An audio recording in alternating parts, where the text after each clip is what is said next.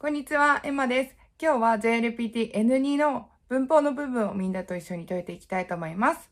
では今日もこちらの画面を見ながら一緒に進めていきましょう。まず、問い7の1番からスタートです。問い7は、括弧に入れるものに最も良いものを選んで入れましょうという問題です。じゃあ早速1番から始めていきましょう。1番、説明書に書いてある何々組み立てたのにうまく作れなかった。ここに入るものですね。1番、ほどに。2番、通りに。3番、ようで。4番、くらいに。これは何が入りますか？説明書に書いてある。ここは、説明書に書いてあります。それと同じように組み立てたのにうまく作れなかったということを言っていますよね。じゃあ、それと同じように、これを表す文法はどれになりますか？じゃあ答えいきますね。これは2番ですよね。通りに。通りにというのはさっきも言ったように、それと同じようにということですよね。例えば、私が言った通りに、繰り返してください。とか、先輩に教えてもらった通りに、資料を作ったらうまく作ることができたとか、ように言い換えることができますよね。ように。OK。じゃあ他の文法も確認しておきましょうか。じゃあ1番のほどに。あんまり、これはほどプラス助詞の2ですよね。ほどプラス助詞の2。ほどにというのは、あんまり使うことはないというか、聞いたことがないかもしれないんですけど、ほどにっていうのは、うちにとか、連れてというのに言い換えることができます。ほどには、イコール、うちにとか、連れて。例えば、薬を飲むほどに元気になるとか、あんまり使わないんですけどね。こんな感じで使うことができます。じゃあ、ようでは、これは、N2 の文法ですよね。皆さん、覚えてますか？ようでというのは、見た目とか、印象とは実際には違うという時に使います。ようで、ここに書くね。ようでは、見た目や印象と実際には違うこと。例えば、この問題は簡単なようで難しい。OK。この問題は簡単なようで難しい。見たら、その問題を見ると簡単に見えるけど、実際に解いてみるととても難しいという意味ですよね。見た目とか印象とは実際には違う時に使えます。だから前に入る部分と後ろに入る部分は反対の言葉が入りますよね。OK？ なので、この場合は使えないよね。じゃあ4番のくらいには、これは、くらいは程度を表す言葉なので、この場合には使えないですよね。OK？ じゃあ2番行きましょう。今日は早く寝ないといけないのに、ドラマの続きが気になって、すらない、そうにない、しょうがない、ばかりだ。はい、これは何が入りますか？これは、言い換えると、ドラマの続きがとっても気になっているということを言っているんだけど、じゃあどの文法を入れるといいと思いますか？じゃあ答えからいきましょう。答えは皆さん何になりましたか？これは3番ですよね。しょうがないです。気になってしょうがない。これは仕方がない。でもいいね。仕方がないとか仕方ないとか。どっちでも同じ意味です。しょうがないでもいいし、仕方ないでもいいし。どっちでも OK。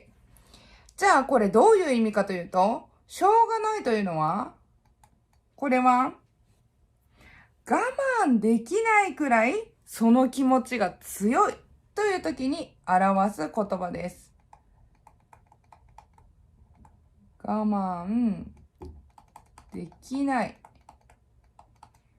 くらいその気持ちが強い。これは日常会話でもよく使います。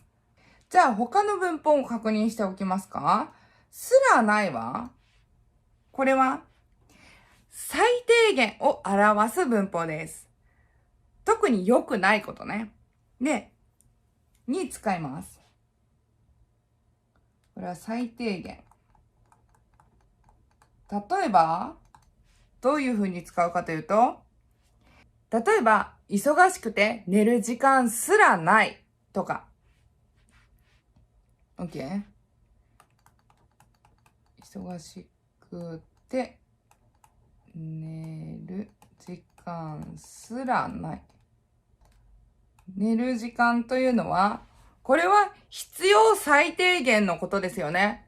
生活をする上で、寝る時間というのはとっても大切なことだし、必要なことですよね。だけど、最低限のことだよね。それも、することができないくらい忙しい。ということを言っていますよね。このように最低限、特に良くないことを表す言葉です。これも日常会話でもよく使いますね。OK。じゃあ、次ね。そうにない。これはそうにないっていうのは、可能性が低いことを表す文法です。可能性。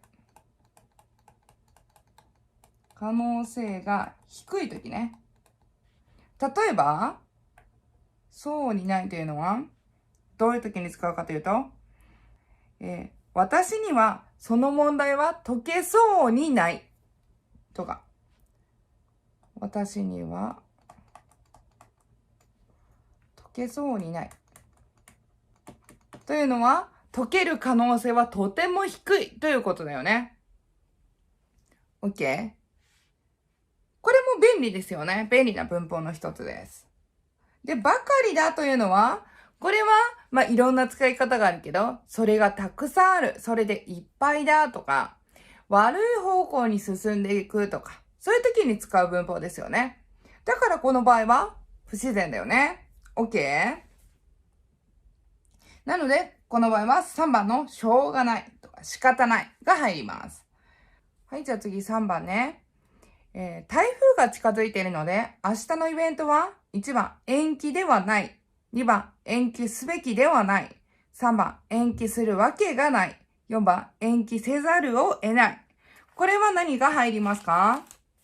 台風が近づいています。明日はイベントがあります。どうですか皆さん。イベントはできますか？できませんか？台風が来ているので、イベントはできないですよね。できない。延期をしないといけないですよね。じゃあ、延期しなければならないとか、しないといけない状況にある。そういう時に使う文法を選ばなければなりません。じゃあ、どれが入りますか？じゃあ、答えいきましょう。答えは4番ですよね。延期せざるを得ない。じゃあ、このせざるを得ないというこの文法、これはどういう意味ですか？これはさっきも言ったように、せざるを得ないというのは、それ以外の方法はない。そうしなければならないという意味ですよね。OK？ それ。例えば、明日のコンサートは中止せざるを得ない。というのは、明日のコンサートは中止をしないといけない。中止をするという以外の選択肢はないということですよね。これも結構ね、よく使いますね。便利な言葉です。じゃあ、他のものも確認しておきましょうか。まず1番はおかしいよね。延期ではない。延期しないといけないって言ってるので、まあこれは文法というか、使えないでしょうね。じゃあ、すべきではない。これは、どういう意味？すべきではないというのは、しない方がいいとか、してはいけないということですよね。方がいいとか、してはいけない。なので、これと入れなければいけない言葉と逆の意味になってしまいますよね。じゃあ、するわけがないは、これはどういう意味でした？わけがないというのは、これは絶対に何々ないという強い否定ですよね。絶対何々ない。強い否定ね。否定。例えば、貯金もないのに車なんて買えるわけがないとかね。これは貯金がないです。絶対に車なんて買えないですよね。貯金もないのに。これは N3 の文法だよね。でも、このわけがないというのは結構ね、使い方難しいので、忘れちゃったなという人は、私も動画で説明してるので、ぜひ、もう一度確認しておいてくださいね。わけがない。OK。なので、この場合は4番のせざるを得ないを入れましょう。OK。じゃあ、今日は4番で、最後にします。じゃあ、ラスト行きましょう。今は順調にプロジェクトは進んでいるか？最初から順調だった？ 1 番、わけだ。2番、必要はない。3番、わけではない。4番、に違いない。これは、今はプロジェクトは順調に進んでいるが、なので、反対のことを言ってるよね。順調に進んでいたけど、最初から順調ではなかったということを言ってますよね。最初は順調じゃなかったんだけど、今は順調に進んでますよ。ということを言ってるので、この場合は何を入れたらいいですか？